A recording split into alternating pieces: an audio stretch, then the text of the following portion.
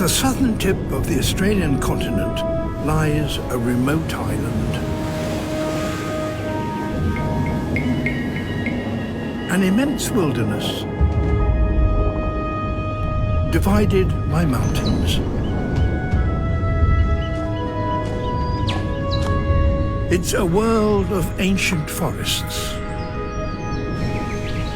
of pristine rivers, and a coastline that's both wild and beautiful.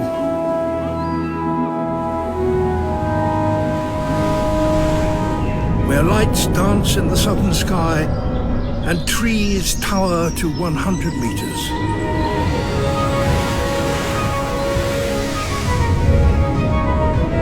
This is Tasmania, the weird and wonderful isle at the bottom of the world.